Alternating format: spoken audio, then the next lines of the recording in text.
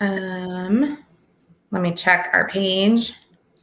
I'm doing the dancing. Oh, I can't get over there. Hold on, I'll just do it on the computer and look like I'm not looking at anybody right now.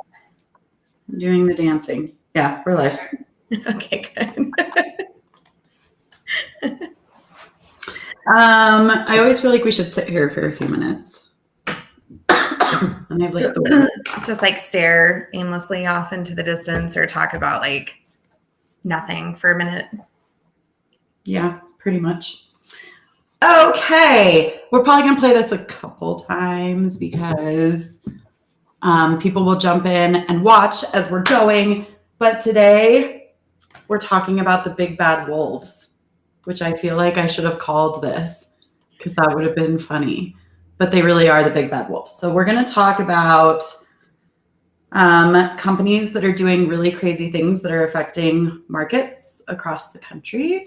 And then we're going to talk about the Code of Ethics because the Code of Ethics determines what we can talk about on our show today. And I think that's like a huge misnomer that people have and don't understand is the Code of Ethics. I've seen like 67 posts on the Code of Ethics like today alone. And I'm like, that's not what that means. So we're going to talk about that too. But all right, we're going to kick this off with the video that started this whole train of thought. So there is a company out there. Again, we're going to talk about NAR's Article 15 in the Code of Ethics, which prohibits real estate agents from disparaging willingly another licensed broker or brokerage in the real estate space. This entity, our big bad wolf that we're talking about today, happens to be a brokerage that is now licensed in, I don't know how many states in the United States. They're definitely licensed in Colorado, most of the major cities, coming soon to a city near you if they aren't there already. It rhymes with pillow. I don't know how much we're allowed to say, but this is the video that kicked off this entire line of thinking. So let me share my screen here so that we can watch this video. Let's see, from TikTok. Not really. I'm like can you see it, Jess? Mm-hmm. Okay, hang on. So I gotta get my volume up. Okay, this is, and let me know that you can hear it, but this is the video that kicked off everything, okay? Agent for about 11 years now. And let's talk about the housing crisis. And let's talk about some what ifs. What if there was a company that everybody knew of to look for houses? And everybody goes on there and searches for houses when they're bored and stuff. And so that company, they just sit back and they just collect all the data. They just know what zip code is looking at what zip code and how much those people can afford. Everyone's looking at this one zip code. Everybody seems to be able to afford this certain amount. And let's say that $1 billion company uses that information to go into that zip code and start purchasing houses. Because the people that are selling their houses, even though they sell it for a little bit less sometimes than what the home could actually be worth, and they pay these high fees to this $1 billion company, it's a convenience factor. So this company is scooping up houses less than what they actually could cost. And let's say that company, that company buys 30 homes within a 2-mile radius. And let's say the price is $300,000. So they buy all of these homes for $300,000. And then on the 31st home, they buy it for $340,000. Even though they know all of the comps. Because most people have to get a loan. And if you get a loan, you have to get an appraisal, which means the appraiser is going to look at what homes have sold in the area for that size and that price per square foot. So they're paying cash. They don't need an appraisal. Why would they pay $340,000 for this 31st home whenever they've only paid $300,000 for these others? Well, what that just did is create a new comp. So when they go to sell these other 30 homes, that extra $40,000 that you could say this one sold for $340,000 just made them $1.2 million off that one neighborhood because they know from the research how much people can afford in that zip code. Weird.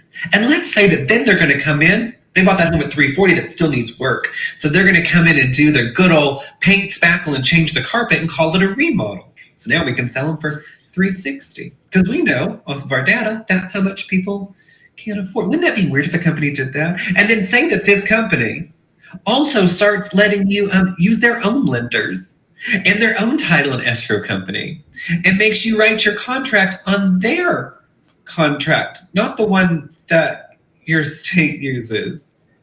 Wouldn't that be a weird world to live in? My goodness, I can't imagine us living in that world. Okay, first of all, I love him. Yes. And we should invite him on the show.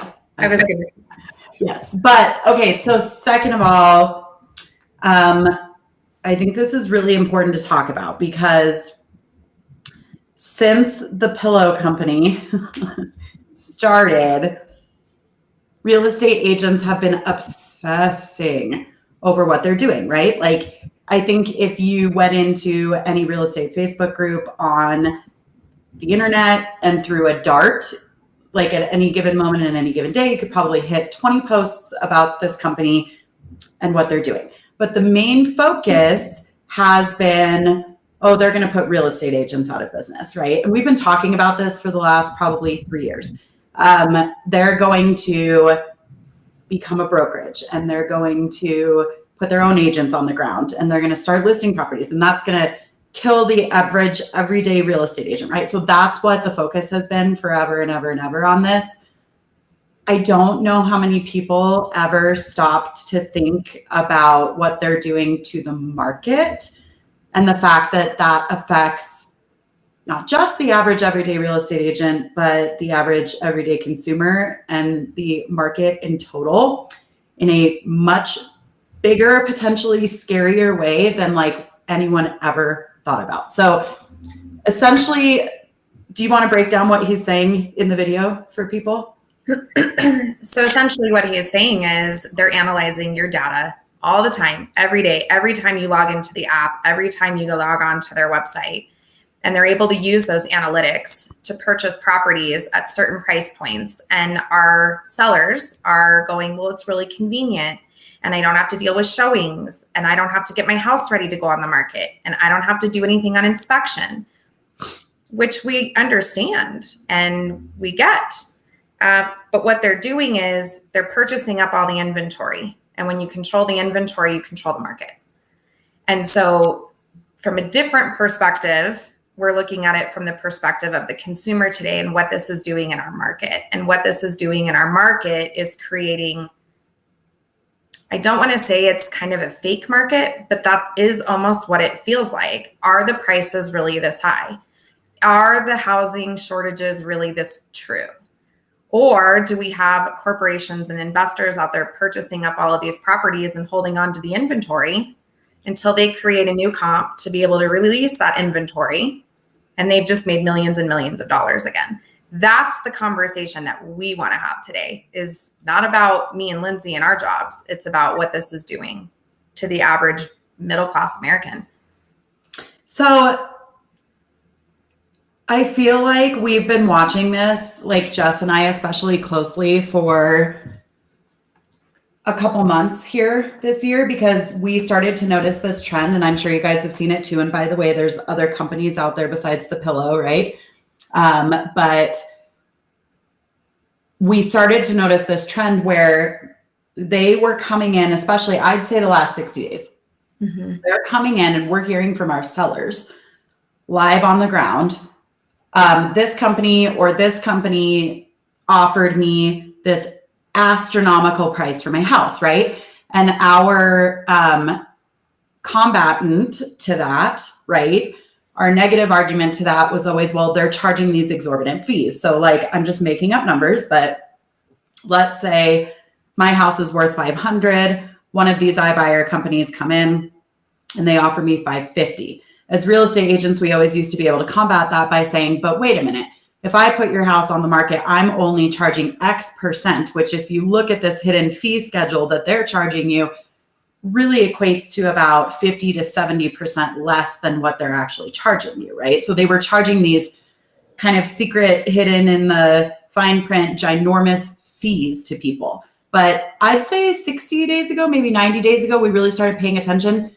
They stopped doing that, right? So all of a sudden, my house is worth 500. Like Jess comes over to list my property, the high as a kite. price that she could offer me would be $500, and this iBuyer company is offering me $550. Well, all of a sudden we're digging into this and we're noticing they're not charging these exorbitant fees. They're actually, in a lot of cases, charging fees that are less than we charge, even if we reduce our commissions. And they're actually netting these people like tens to five-figure more, right, than we could ever potentially sell this property for, right? So all of a sudden we're sitting here going like, wait a minute, what the heck is going on? What kind of a business model is this, right? Like, they should know that they're purchasing these properties for more than they are ever worth.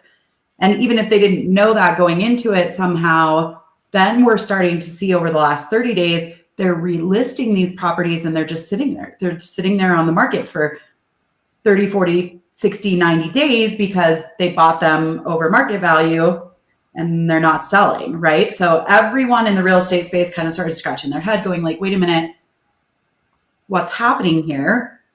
And then I think people started putting the pieces together, and that's where we got to that video, which is terrifying, right? I mean, I have I've lost 7 listings in the last month and a half to these types of companies. And I asked for a contract. I asked for a breakdown of fees. So I saw it firsthand.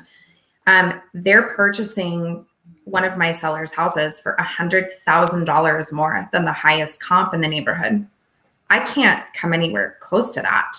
And so naturally you say, you guys got to do what's best for you. And then in the interim, we've sat back and watched this happen, and we've started to have all these conversations about what's really going on. And so we started to kind of I became kind of hyper obsessed with this weekend while everybody was focused on that beautiful missing girl that that whole situation. I was knee deep in looking into all the iBuyer stuff. Whether anybody likes to admit it or not, this is a very real thing. And I think that there is an inherent difference between free market capitalism and kind of what's going on, because this is absolutely impacting every aspect of the housing market currently. The amount of inventory nationwide that these companies hold on to is approaching the $1 trillion mark. That's insane. And so if anybody thinks that they're not controlling the markets that we're currently existing in, you're wrong. I have said for probably several months now that I do think that they're holding back this inventory. They're purchasing properties off market that while, from sellers who want simplistic selling situations, and they're holding back all this inventory that would have otherwise been out there on the open market. And now here we are, and it's created an inventory issue. It's created a supply issue. Prices are really, really high. It's created the market that we're currently existing in. I think that that's what's going on. I definitely think that that's what's going on. So if you're watching, drop us in the chat if you have competed against an iBuyer recently, if you've lost a listing or someone to an iBuyer, and if you're also noticing in your city that this is going on, that they're offering these crazy high offers, less all the fees, and you're like, whoa, what the heck is going on? I can't compete with this, right? So drop that in the chat if you're watching and you see that happening. But this is really scary stuff. And this is happening. It's not just the iBuyers, right? So earlier this year, we saw a company go into a D.R. Horton subdivision in Texas and purchase every single house in the entire subdivision from the builder. Like, this company went in and bought an entire community full of hundreds and hundreds of houses. It was a $32 million purchase, I believe, correct? If I remember correctly from the article. Correct. And then we've got this really scary stuff happening with, there's 2 major companies that we're seeing buying a lot across the United States, BlackRock and Blackstone. And they're purchasing, I don't know the percentage. I would actually love to Google really fast the percentage of properties that they're owning across the country. But literally, corporations are starting to own United States housing, and that's really affecting things. I'm going to share this headline that Jess found that just kind of illustrates this point. But I mean, look at this. Like, this is Wall Street Journal. If you sell a house these days, the buyers might be a pension fund. Yield chasing investors are snapping up single family homes, competing with ordinary Americans and driving up pricing. You guys, this is really crazy. This article is from April 4th of this year. This here talks about this community. So D.R. Horton built 124 houses in Conroe, Texas, and then put the entire community on the market. And an investor bought the entire neighborhood, $32 million from a pension fund. And I know here in Colorado, whenever we're up against multiple offers, I mean, I know I hear this constantly. It's the cash buyers from California. That's not true anymore, you guys. Like, that's not true. You're not competing with an average buyer who sold their house somewhere where housing was really expensive and they're coming here to buy a better house for way cheaper. That's not what's happening anymore. You're competing with corporations, hedge fund manager. Like, this is who you're competing with now. You're not competing with your average American who worked hard to buy a house. Well, and real estate, let's be very candid and honest, has been one of the highest yielding income industries in the world since the history of real estate, right? And it has been virtually untouched, right? Versus the travel industry, Uber with the taxi industry, Amazon with retail, right? Like, there are a lot of companies coming for what we do. I think next week we're going to talk about the Department of Justice lawsuit that is terrifying, that talks about commissions and the fact that the DOJ believes that real estate agents are paid too high, and they're on a mission to fix that for the consumer. But yeah, I mean, this is like crazy stuff that's going on. The scariest piece to me is these iBuyers and what they're doing with the data. So while BlackRock and Blackstone and all these massive pension funds are able to go out there with multi-billions with a B of dollars and purchase up American households so that the average everyday American is competing against investors that have billions of dollars in their pocket, right? And that drives up pricing. That's really scary in itself. What's scarier to me is what these companies can do with the data. So 10 years ago, people started talking about data, you know, and they were called conspiracy theorists when they started talking about the fact that, you know, big data is, you know, going to be the most important thing in the entire world. And they're absolutely correct. There is nothing that the pillow doesn't know. So there are other companies out there that are large and doing the same thing. But in my opinion, what's so scary about what they're doing specifically is how much data they have. Like, they have everything, you guys. So in past times, before they became a brokerage and were allowed direct access to our MLS, their things were kind of off. The data wasn't absolutely correct. Now they have access to the same stuff that we have, right? So their data is very, very consistent. Their data is absolutely correct. And they have everything from what time of day your buyers like to go online and look at houses. Does Jessica like to look at houses at 1 p.m. or 1 a.m.? They know what type of house Jessica likes to look at. Does she like modern or does she like craftsman? They know how many people most likely are in her family because of the number of average bedrooms and bathrooms she's looking at. They know her spending habits online because of all the other things that she's purchasing, right? And all those algorithms. They know where she wants to live. They probably had an idea already of how much she could purchase because of the price range of homes that she's looking at. Now, because they've introduced lending, they know for sure how much you're qualified for. And then that's just like the Jessica side. Now they've got the entire market side.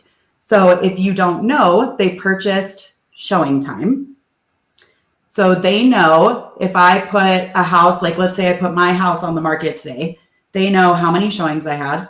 They know what the feedback looks like from those showings, right? So, I mean, they know literally everything. Like there is nothing that they can't do with that data. In my neighborhood, let's say I put my house on the market and they know, that I had 6 showings, right, within 24 hours, and then I went under contract immediately. When they buy the house next door to me, they know how fast my house moved, and then they're going to use that data to push the price up on that, which continues pushing the price up for everybody. Like there is nothing that they don't know right now.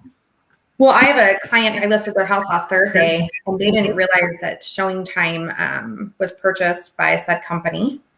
And when we were talking about it, because they had seen my post with this video, she said that she's never seen more Zillow offers sponsored ads in her timeline than she did last weekend. So if you don't think that they're coming for if they're not looking at that seller data, I don't really care what their terms of agreement and whatever else that we click when we sign up with showing time.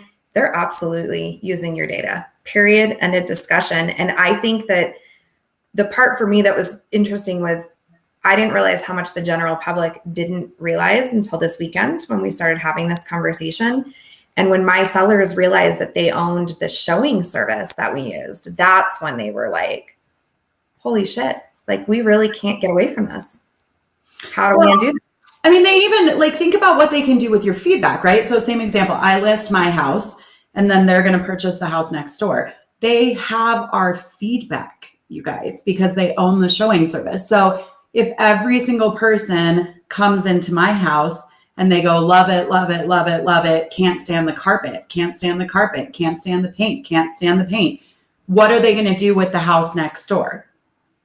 Or to take and paint, because they know exactly, literally in real life, what the market is saying about their competition. So they become compete withable because they have all of the data from what makes us inferior in order to make themselves superior.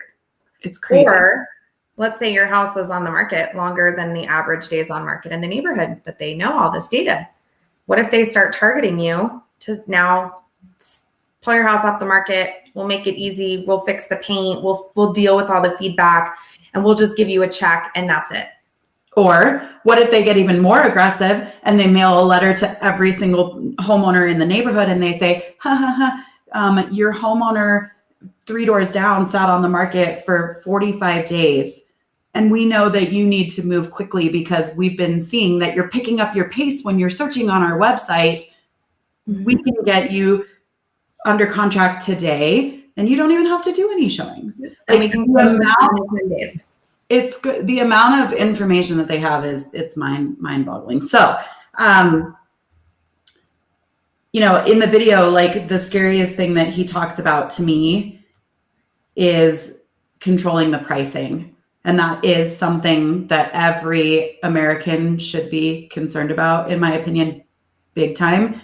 What he's saying essentially is they come in, they purchase all these houses in this one neighborhood at $300,000. They sit on them. Right? And then they wait for the market to do what they know that the market is going to do. And on that last house, they list it substantially higher so that they're setting the new comp. And from there, they can list all those other houses that they purchased even higher and higher and higher and higher. And that's what we were talking about earlier. You control the inventory, you control the market, and therefore you make a ton of money. And that's why when other real estate agents say this isn't a sustainable business model because they're losing money, I would challenge everyone to explain to me how that's possible. I mean, they're making millions and millions of dollars off of one neighborhood in one city, in one town. Well, they're actually creating their own money. Right? Exactly. They're literally creating what the market should be. And that's really terrifying. And listen, guys, they're here to stay. They're not going anywhere. They have been insanely smart. They've adapted their business model every year in a different way to meet, what's happening and create new things. They're not going to go anywhere. There is no realtor rally across the entire United States of stop, putting our advertising money into their pockets. It's not going to happen. They're here to stay. So we have to figure out how to deal with this. I truly believe that education to the public is a big piece of this, but this is where we step into that code of ethics stuff. And we need to talk about that a little bit, because you do have to be crazy, crazy careful with what you say. So I'm going to pull up NAR Article 15, National Association of Realtors Code of Ethics. And I think this is an interesting topic in general, but and I feel like we've been dealing a lot with lately, I feel like. A lot. Personally. Oh, yeah. Well, I think everyone is dealing with this right now in many different ways. But so National Association of Realtors Code of Ethics, Article 15. Realtors shall not knowingly or recklessly make false or misleading statements about other real estate professionals, their businesses, or their business practices.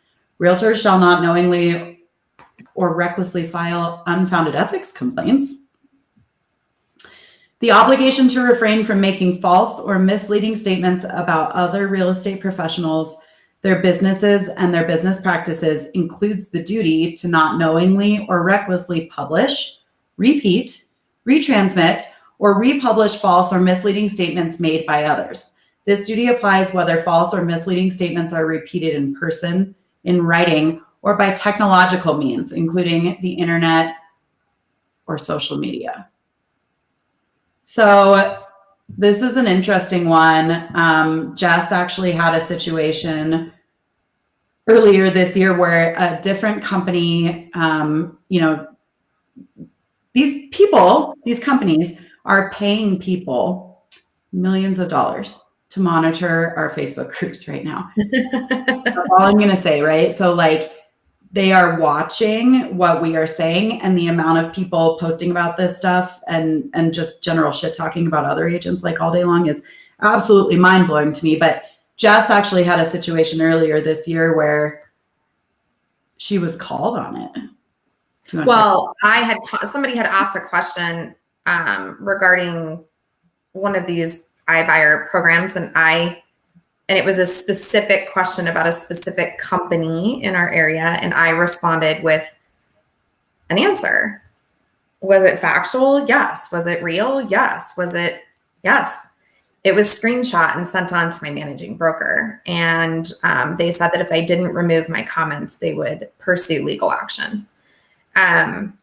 Even though what I said was being advertised on their own commercials, their own websites, their own everything. I didn't disparage them. I didn't say anything bad. I didn't say anything that's not being advertised to the general public.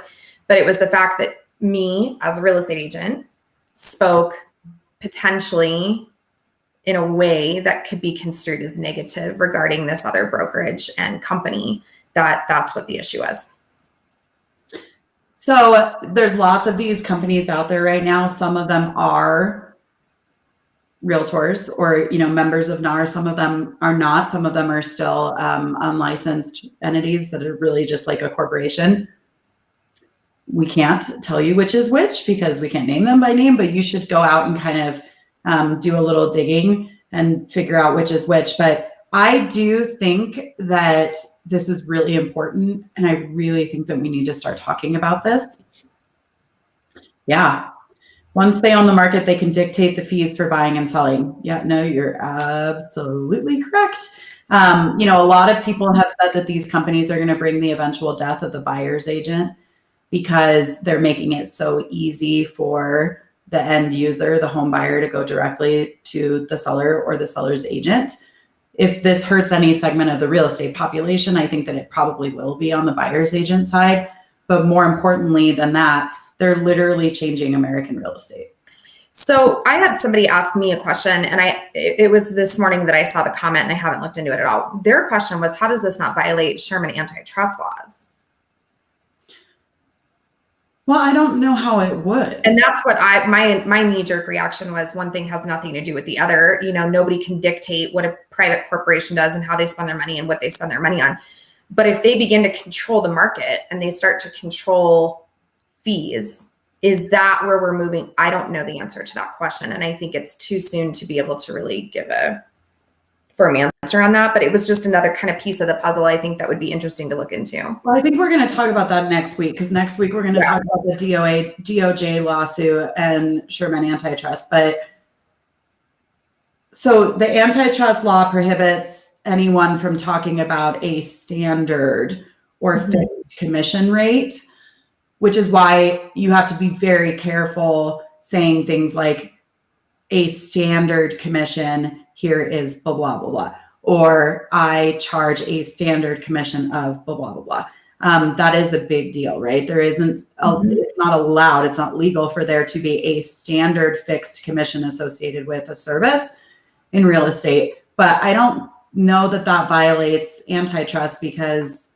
I don't see anywhere that they're saying that they charge like a standard commission. They're not even really advertising a commission rate. They're just advertising like, sell us your house and it'll be cheap. I think she was more talking about price fixing more than the commission side of things, which that's a whole other segment. But anyway, so I think that was more where if they're price fixing, maybe, like, I don't know the answer to that. I'm not a lawyer. I don't know the answer to it either. I mean, it would be like one company buying up all of the gasoline in one city and then, selling it for a much higher price. In fact, it would be like one company going in and buying all of the gasoline except for maybe 10% of gasoline. And then when the entire market in that area goes, oh my God, we're out of gasoline, then they reintroduce the gasoline at then 10% higher. That's literally what we're talking about. Yeah, that's exactly what we're talking about. And that's really scary. But I think we have to talk about this with our clients and out in the public, right? It's just it's a conversation. You have to be careful with it. You have to be super careful with it. However, this is what's happening. So I've been ranting about the iBuyers and the predatory nature of some of them on my Facebook page for probably 2 or 3 years. And then when they became a licensed broker, I had to go back through and make sure that I wasn't saying anything with their name or specifically inflammatory or disparaging. But I mean, I think no one gets this. So first of all, I'm going to tell you something, and I'm dead freaking serious when I say this. Every person, every consumer on the planet believes that Zillow is owned by real estate agents. They believe that there's a realtor and there's Zillow, and the realtor's website is Zillow. That is 100%, they believe that we are connected. I cannot tell you how many thousands of conversations I've had with people where they're like, well, I'll just look on Zillow. And I explain it to them and they go, wait a minute. I thought Zillow was the website of real estate agents. I thought that you guys were connected. I thought real estate agents owned whatever that website is. Okay. They don't even understand that we don't work with each other. They do not understand that these companies are for-profit corporations that sometimes maybe could potentially have some predatory practices going on. They literally think that Jess owns this website and that if they're searching for houses on that website, it will get back to Jess. Because they've done such an incredible job marketing that way. Yep. And let's be honest, we all use it. It's easy, it's user friendly, it's pretty.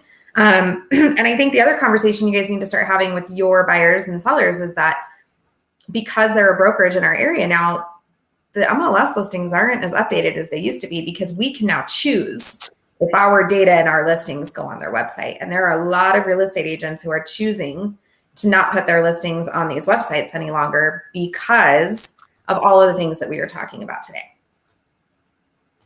So Yeah, it's not even updated info. It's really pretty crazy. We have some other articles that I wanted to share. Actually, this one's a YouTube video that's really great. So let's watch this for a second, y'all. Hang on one second. This is a great one. I'm going to try my best to not get, I'm going to skip the ad here. I'm going to try my very best to not get us in trouble with an ethics complaint here. This is not it's not us saying it. It's not our video. We're just sharing. But here you go. This one's really great. So let's listen to this, okay? We're just going to listen to a couple minutes of this because this is like 20 minutes long, but you should find this and listen to some of this. Right now, home prices have never been higher. Year-over-year appreciation rates have never been higher, and inventory has never been lower. This means that most Americans, especially the typical American household earning the average wage, is being completely locked out of participating in the housing market in mid-2021. That's a terrible thing for society. What's even more terrible is that this problem is being made worse by publicly traded companies like Zillow that are using low interest rate financing from banks like Goldman Sachs to buy up homes in cash out from under the noses of regular Americans. They come in, they swoop in with their cash, they overpay. Not only that, they overpay, and then 2 weeks later, Zillow lists the home for 20% more than what they paid it for. Absolute price gouging and market manipulation going on with companies like Zillow, and no one's even paying attention to it. So what I'm going to do in this video is actually bring attention to it and show you guys 3 key things. The first is I'm going to show you using data just how bad the housing crisis is in America and how much home prices have gone up over the last 7 years, especially compared to the typical wage. And it's going to shock you. Americans are getting priced out of their homes. The second thing I'm going to do is show you how Zillow is making this problem worse through their Zillow Offers program, which basically is their cash offer program where they buy homes and they turn around and flip those homes for profit. That's basically greasing the profits for their shareholders and executives and screwing over regular Americans in the process. The third thing I'm going to do is I'm going to tell you guys how you can do something about this. If you don't like what Zillow is doing, you can put a stop to it. So I'm going to give you 3 key ways that you can stop Zillow from doing this and return the power of the U.S. housing market to the regular American. I mean, isn't that insanity? That's actually, in my opinion, the best video to watch because it has data points and it has graphs and it actually shows what's happening. And I think it's a really great visual for the general public. I'm going to pop the link to that here in our comments so that you guys can find that video if you want to watch it, because I would highly recommend that you go and watch that video. It's about 18 minutes long. I mean, how would the public not be horrified to know that this company that they know, like, and trust is gentrifying their communities, price gouging them, and, like he said, cutting out the everyday average American from being able to buy real estate in the United States? Like, that is crazy. No one's talking about it. I think people are scared to talk about it. I mean, I jokingly made a comment on that guy's TikTok and I said, please post a video holding up a newspaper with today's date because I'm concerned for your safety. Is it a joke? Yeah, I mean, it's a joke, but there's a lot of seriousness around this and why nobody is talking about this. And I think some of it is the ethics complaints. I think some of it's lack of knowledge. And I think some of it is fear. I mean, like when we're afraid, like you freeze. And I think that that's a little bit of what's happening too. And it's easier to bury your head in the sand than to pretend that this is really what's going on. And it's easier to sit here and blame COVID and it's easier to blame all of these different things on why the housing market is the way it is rather than really what is actually happening. Yeah. So I think the first thing is knowledge is power, right? We all need to do more research on this, form our own opinions. But then I think we need to talk about it. I mean, it's horrifying. Like if you step back, you take off your real estate hat, your agent hat for a minute. It's horrifying as a homeowner, right? I mean, yeah. Somebody wants to just buy a house and can't. I mean, it brings the pricing up. Great. That's fabulous. You know, makes all of our investments go up. But like for the first time in my 20-year career, multiple times in the last 18 months, I've had to tell people that they cannot afford to buy a home in Colorado. And these are good kids, like kids who've saved 20% down and kids who, not even kids, like people who have done the right thing. You know, the generation behind us was scared to death and they have PTSD from the Great Recession that we went through. And they've been working hard, saving down payments, making sure their credit is correct, paying their bills on time. Like, these are not irresponsible young people that are coming into the market trying to buy houses. They're very smart. They're very savvy. They can't buy. They literally can't afford to buy in my city anymore. And that's heartbreaking. But let's talk about like the reverse in that, which this would probably never happen. But like, again, you control the inventory, you control the market. So right now, all of these prices are really, really high. And we all think that we have this really great equity. And you and I have talked about this before, that equity is not real. It's kind of a ghost. It goes up, it goes down. It's not real money until it's real money. Anyways, but so let's pretend that on the other side, now this company or these iBuyers decide that they want to get out of real estate. What happens if they decide to start offloading their properties and now they've created a down market? Then what? Like, is that likely to happen? The answer is maybe no, but I also would have never thought this was likely. So who's to say that that's an unlikely scenario too? At the end of the day, a business is a business and they can choose to do whatever they want with their inventory and their product. And what happens if they decide this one area in middle of nowhere, California, we need to get out of, and we need to get out of quickly.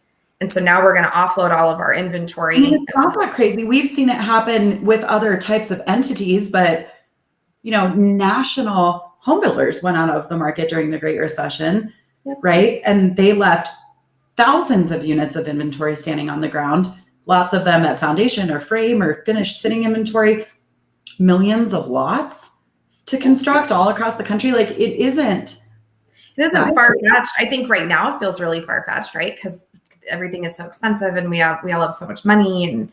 And that's what I think of too, though. Like, control means that you control what's happening in all of our lives. And you control our bank account. If you were in business during the recession, or maybe even remember listening to the news, you would hear this thing called the shadow inventory, right?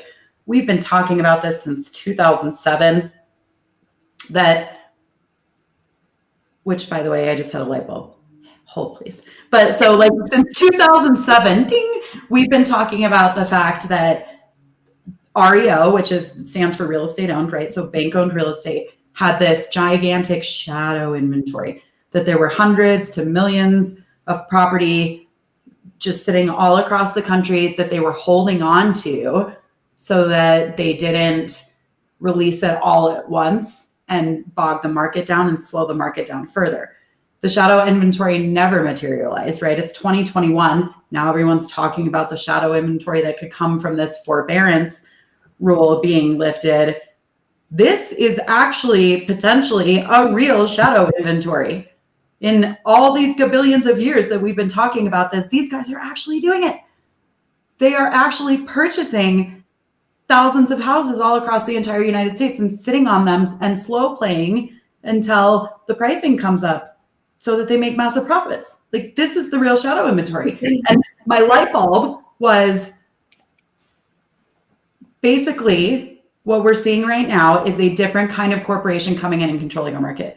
So back then, the market was controlled by the major asset lien holders, right? In the REO days. So Wells Fargo, Countrywide, Bank of America, all of those guys that did shady things to people with short sales and foreclosures, that they have now been regulated down in ways that affect all of us in the real estate market. More appraisals, more oversights, more overlays and lending, all the things. This is, to me, I'm just realizing, like a second wave of that. Well, and they know when you're having trouble paying your mortgage, right? Because these companies are collecting your data. They know when you're behind on your mortgage payments. They know when you're looking online to see if so that's the shadow inventory, when they can come in and start targeting you, that we can purchase your house very quickly and we can get you out of trouble. And when people are in fear, they make decisions quickly without necessarily talking through it with anyone else. That is where the shadow inventory is going to come from. And they hold on to it until they drive the market up, and then little by little, they'll start releasing it, and that's how they're going to make all this money. So that's my light bulb for today, is that this feels just as predatory to me as those major national banks did during the recession for the stuff that they did to people with foreclosures and short sales, it's like they were just repackaged and Wall Street gave money to these other companies and those guys are doing it now. But I mean, we did, to answer that question that person asked you about antitrust. I don't know if this is like, if this falls under antitrust, but I wouldn't be surprised if at some point in the future it fell under something. So, 2007 to 2011, it was literally the wild, wild west. Wells Fargo, Chase, Countrywide, B of A, like all these guys, they were doing anything and everything that they wanted. They were using tax dollars, bailout money to do anything and everything that they wanted, right? And then they did get regulated eventually. They were regulated severely, and no one in the United States has any feelings of happiness towards any of those companies because of the predatory things that they did to people. And this, to me, is starting to feel similar to that. And no one's talking about it. Well, we didn't talk about it for years back then either, right? Like, but nobody knows about it, right? Like, we're so focused on how high prices are and masks and vaccines and all the things that there's a lot of really big shit going on that we need to keep talking about. And this is one of those things. Yeah, but I think that the bigger conversation, like, we need to get out of the groups where everyone is just talking about like, oh, this is going to hurt my business. This is going to hurt my commissions. This is going to hurt my money. And we need to get out into the public carefully and start talking about, this is hurting everybody. This is hurting homeowners. This is hurting people who want to be homeowners. Like, a home is the most sacred thing in the entire world to everyone.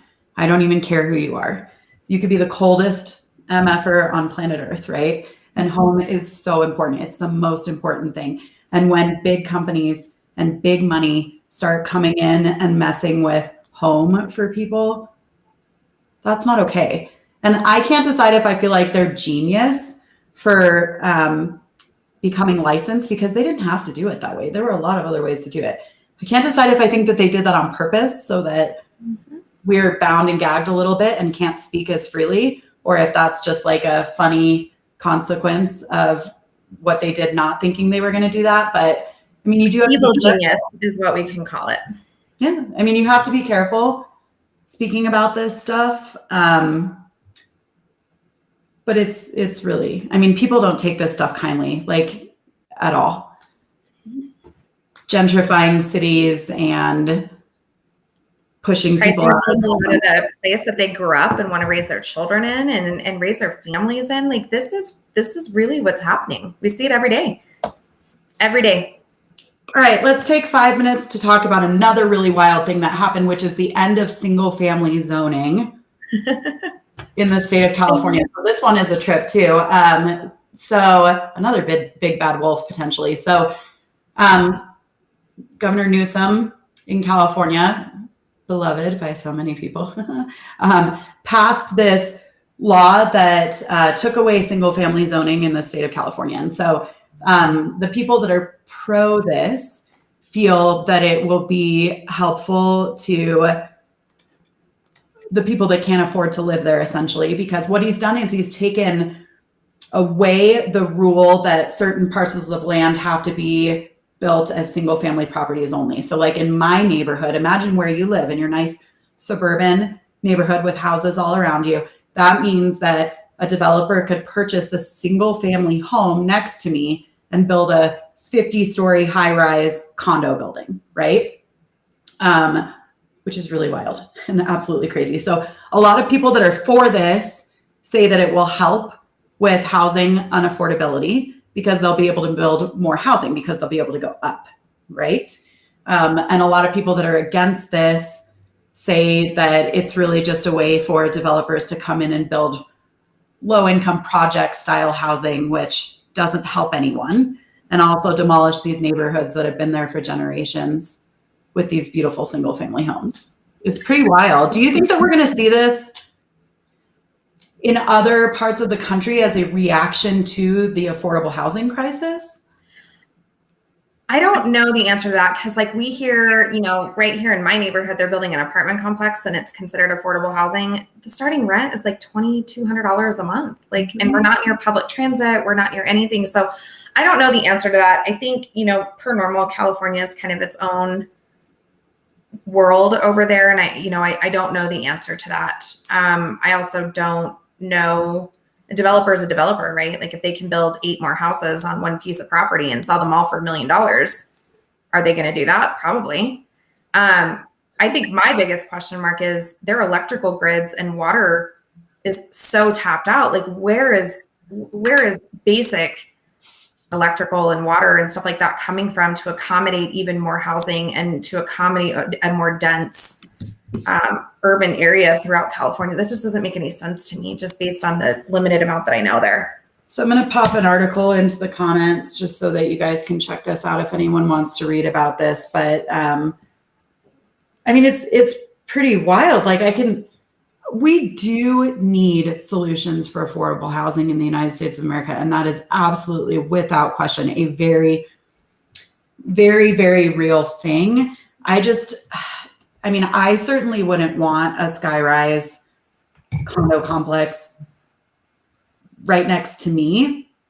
And this law that they passed would literally allow that. Like they could literally go across the street and bulldoze the nice single family, $500,000 single family home and rocket up all these apartments. But how does that also play into what we were talking about previously with controlling the market with investment money? Because what's now to stop companies like that from coming in, buying these single family homes, demolishing them, and then building 30 houses up in their place and making billions off of one residential lot, right? Mm-hmm. It's crazy to me. So are we going to now start seeing like iBuyers basically that come in and say, we'll demolish that single family home and build 30 up in the air on top of it and make billions of dollars? I mean, I do think that all of these things are real. And I do think that all of these things are real possibilities. And I think that the impact that we're going to have over the next 5 to 10 years is going to be astronomical. And if we don't start talking about these things now, we're going to be in really, really big trouble in 5 years. It also makes me think of, and like, I don't want to get political, but it does make me think about the fact that like real estate agents or business owners in general should pay more attention to what's happening with laws in their areas, right? Because this stuff affects us, and it's just like anything else. We don't want to do anything about it proactively. We don't read, we don't know enough about it proactively, but then we want to complain about it on the back end, right? Mm-hmm. Like, you need to be watching for things like this single family zoning that's happening in your area, and you need to be talking about it and doing things about it if you feel passionately about something one way or another, because we are in an industry where we are so affected by political policy. And I don't think anyone pays attention or listens to any of that. Just like this DOJ lawsuit that we're going to talk about next week. Almost no one knows that this is quietly happening, and this could literally change real estate forever. The crazy thing about the DOJ thing to me, though, is it's really not that quiet. It's in every newspaper. It's everywhere. It's just, I think this is another symptom of let's bury our head in the sand and let's pretend that nothing's happening, and let's pretend that this isn't real because, like Pillow, they're never going to come in and control the market. They're never going to come in and do these things. And here we are. So, yeah, this is one of those, anybody in our industry needs to really wake up. And if you don't want to, get out of the industry and let those of us who want to be involved get louder. And get involved. That's the other thing I was just going to say too is, every week I see 1,000 posts about, well, what does NAR do with my dues and my money? Or what is my local board doing with my dues and my money? Have you ever been to your local board? Do you know anything about what your local board is doing? There are ways for you to get involved. There's quietly groups of agents in our community that are taking legislature all the way up to the governor's office to try to change some things in real estate. There are probably groups like that in your city too. Mm-hmm. You can go and help with these things, but you have to get involved. So I think that we have to be very careful. We're walking fine lines here, but I do think that these are conversations that we need to start having. Yeah, absolutely. It's a big deal what's happening. And quick Google searches will lead you to some really incredible articles that offers a lot of clarity around what's happening. We have that was heavy. But I think it's our lives. Heavy, but it's important. So if you were watching and you want to talk about this to the public, I would first jump on NAR's Article 15, read it again, make sure that you're not violating anything when you're talking about this stuff, and then go research it so that you're well informed, and then absolutely have these conversations with your sphere and your people. I'm going to be posting about it today, and I think you guys should too. So, okay, next week, we're going to talk about the Department of Justice lawsuit. Whee! Yay, we're like filled with fun and happiness. It's important stuff. It is important stuff. So, bye, guys. See you next Tuesday.